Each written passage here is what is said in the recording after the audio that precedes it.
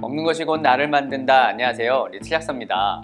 이 만성염증은 물론 콜레스테롤 개선 그리고 체지방 감소로 다이어트에 도움이 되는 영양소, 그런데 이것을 먹으면 간이 망가진다는 소문이 있는데요, 바로 녹차 추출물과 카테킨에 대한 이야기입니다. 녹차 추출물, 카테킨, EGCG, 이 혼용해서 부르기도 하지만요, 사실 이는 분명한 차이가 있습니다. 이를 명확하게 하셔야 제품의 함량 비교를 할 때도 부작용의 위험성을 판단하실 때도 헷갈리지 않을 수가 있습니다. 어떤 효능이 있고 어떤 차이가 있는지, 정말로 간을 망가뜨리는지 자세하게 말씀드리도록 하겠습니다. 녹차 추출물은 녹차를 농축시켜서 이 추출물 형태로 만든 건데요, 이 안에는 보시는 것처럼 우리 몸에 유익한 다양한 성분들이 복합되어 있습니다. 이 중에서 녹차의 효능을 가장 많이 차지하는 게 바로 폴리페놀류의 카테킨이라는 성분인데요, 이 또 카테킨은 성분을 다시 EC, ECG, EGC, EGCG 이렇게 4종류로 구분됩니다. 실제로 이 카테킨 4종류에서도 녹차의 약 50% 가까이 차지하는 종류는 바로 EGCG이고, 이 EGCG의 효능이 가장 강력한 것으로 알려져 있습니다. 즉 엄밀히 따지면요, 녹차 추출물, 카테킨, EGCG는 같은 게 아니라는 겁니다. 그렇기 때문에 함량도 동일하게 비교하시면 안 된다는 겁니다. 예를 들어 외국 제품을 보시면요, 녹찻잎 추출물 500mg 중에 전체 폴리페놀이 50%, 즉 250mg가 함유되어 있고요, 이 폴리페놀류 중에 카테킨은요 약 150mg, 또 EGCG는 15%, 즉 75mg이 함유되어 있다라고 표기되어 있습니다. 그래서 제품을 비교할 때는 제품마다 카테킨의 비율이 다르고 EGCG의 함량이 다르기 때문에 녹차 추출물이 몇 미리그램 이렇게 들어있는 것을 비교하시면 안 되고요, 그 안에 카테킨이 몇 미리그램인지, 또 카테킨 중에 EGCG가 몇 미리그램인지를 비교하시면 됩니다. 특히 이 카테킨 중에 EGCG가 가장 강력한 항산화 물질이자 염증을 억제하는 데 뛰어난 성분입니다. 혈관기관 및 심장기능 개선에 좋고 항암에 도움이 되는 것으로 알려져 있고요, 또 AMPK를 활성화시켜줘 세포 내 미토콘드리아의 기능을 증진시켜주거나 인슐린 저항성의 개선, 체중 감소, 콜레스테롤 억제에 도움이 된다 이렇게 알려져 있습니다. 실제로 EGCG가 인슐린 저항성 및 체중 감소에 도움이 된다라는 이런 연구들은 참 많이 있습니다. 최근에는 인터넷상에서 EGCG가 여드름에 좋다라는 소문이 퍼지면서 많이 알려지기도 했고, 실제로 임의대로 많이 드시는 분들도 봤는데, 이 녹차 추출물은 간독성 이슈가 있기 때문에 분명히 주의해서 써야 할 점이 있습니다. 적당할 때에는 건강상의 이점이 분명히 있지만 그 양이 과해지면 우리 몸에 독이 될 수도 있다라는 겁니다.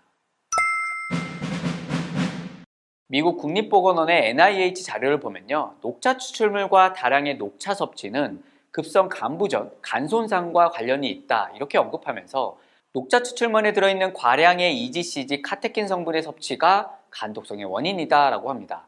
다만 NIH에서는 정확히 얼마를 먹어야 간독성이 있는지 그 용량은 명확하게 쓰여 있지 않았습니다.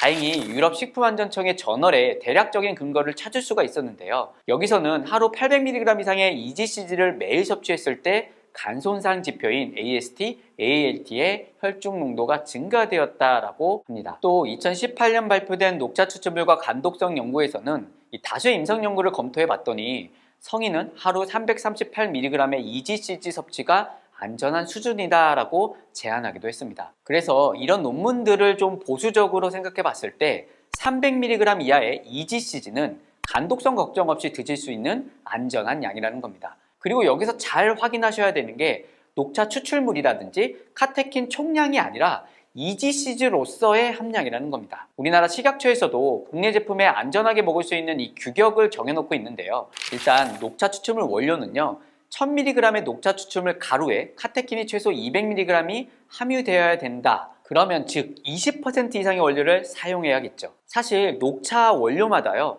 1000mg당 30%, 50%, 70%이 카테킨의 함량이 다 다르기 때문입니다. 그리고 이 녹차 추출물 원료에는 앞서 본 4가지의 종류의 카테킨이 모두 함유하고 있어야 합니다. 하지만 최종 제품에는 이 4가지를 모두 표시할 필요 없이 총 카테킨 함량만 표기하게 되면 된다라고 국내 허가법에는 되어 있죠.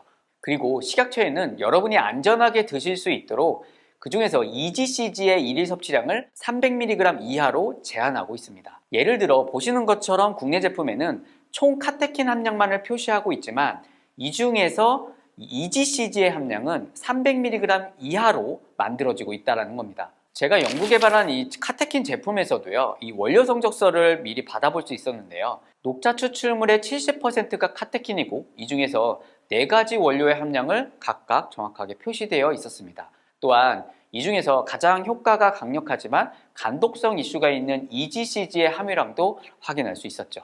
외국 같은 경우도 녹차 추출물 함량이 적혀 있고 그 안에 EGCG가 몇 % 함유되어 있는지 대부분 다 써 있습니다.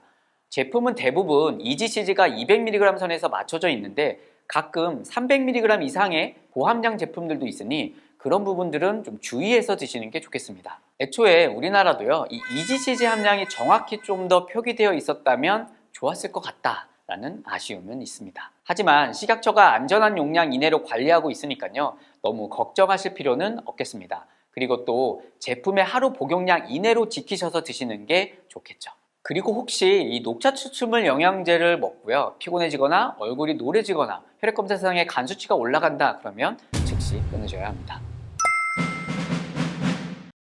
녹차 추출물과 궁합이 잘 맞는 영양소가 있는데 바로 바나바잎 추출물입니다.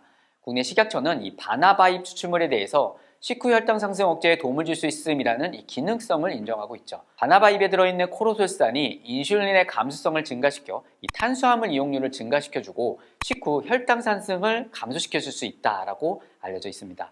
즉 체중을 증가시켜주는 주범이자 각종 염증성 질환, 심혈관계 질환 등의 시초인 인슐린 저항성을 줄여줄 수가 있어서 체중 증가의 방어 목적으로도 또 만성 질환의 예방 목적으로도 좋은 성분입니다. 바나바잎 추출물의 기능 성분인 이 코로솔산의 일일 섭취량은요 0.45에서 1.3mg까지이고 제품마다 다 다르게 들어있으니까 이왕이면 1.3 정도에 맞춰 있는 제품을 선택하시는 게 좋겠습니다.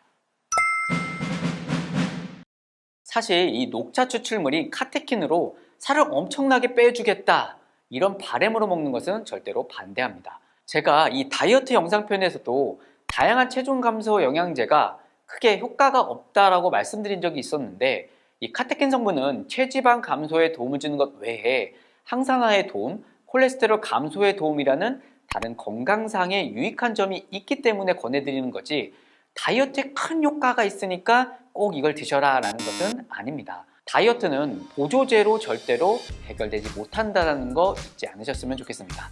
그리고 카테킨 효과만 보고 과한 욕심으로 복용량 이상으로 드시는 것 역시 주의하시는 게 좋고요. 마지막으로 건강한 사람이 국내에서 식약처 규정에 맞게 만들어진 제품을 정해진 용량에서 드시는 것은 이 간독성 이슈가 없이 건강상의 이점이 많다라는 거 말씀드리고 저는 이만 물러가겠습니다. 못 고치는 병은 없습니다. 못 고치는 습관만 있을 뿐입니다. 구독, 좋아요, 댓글, 알림까지 잊지 마십시오. 지금까지 리틀 약사였습니다. 구독을 원하신다면 이쪽, 더 많은 영상들을 보고 싶다면 이쪽.